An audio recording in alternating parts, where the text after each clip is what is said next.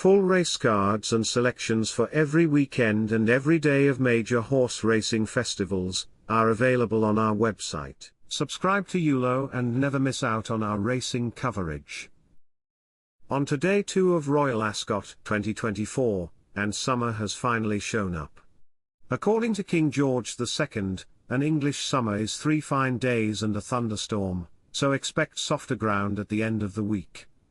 Meanwhile, there's plenty of top-class action again on Wednesday to savour, as we make the most of the warm spell.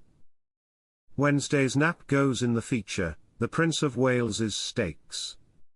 A top-class mare on her day, Inspiral's a Group 1 winner already at Royal Ascot, having taken the Coronation Stakes in 2022.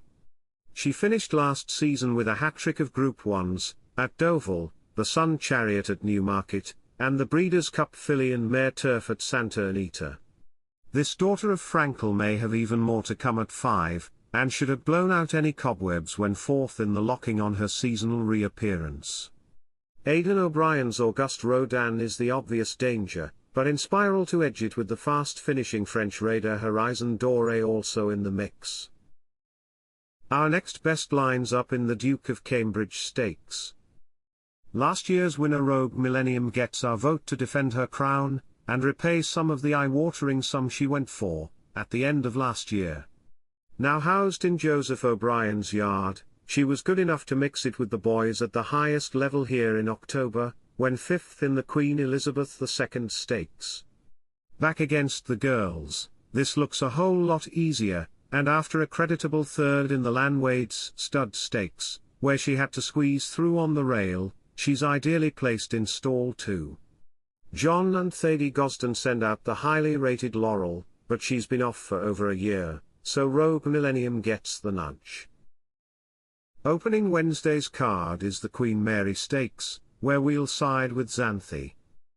The chance is taken on one of the bigger prices in the market for Wednesday's opener.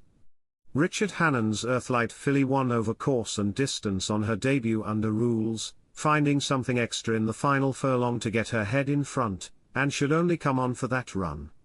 There's been plenty of money about for Irish raider Make Haste, who blew away the opposition on her first run at Naas, while the perennial visitor Wesley Ward has a real speedster in Ultima Grace, who will be fired out of the stalls by Joel Rosario. That should put plenty of early pace into this 5-furlong dash, and that could lead Xanthi into the race nicely. Xanthi to be in the mix as a super each-way angle, for a trainer with a cracking record in this. Later on, in the Kensington Palace Stakes, we'll side with Doha. Rafe Beckett's filly caught the eye when bolting home in a maiden at Windsor, putting 9 lengths of daylight between her and the field. She's bred in the purple, by See the Stars and Out of Treve, and should come on for her seasonal reappearance at Haydock Park, where she was just held by David O'Meara's Never Ending.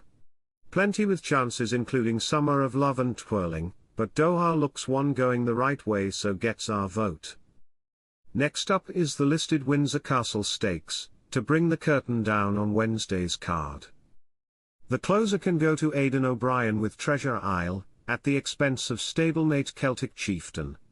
He went well enough on his debut under rules, finishing a 2-length second behind the useful Midnight Strike, but left that form behind when winning at Naas on better ground that he'll also find here at Ascot. Treasure Isle found plenty for pressure when Saratoga Special put down her challenge in that last outing, and can continue to progress with a win here. Elsewhere, Illinois looks the one to follow in the Queen's Vase, while Bishtani is an interesting recruit to the well-funded Wathnan Racing, and lines up in the Royal Hunt Cup.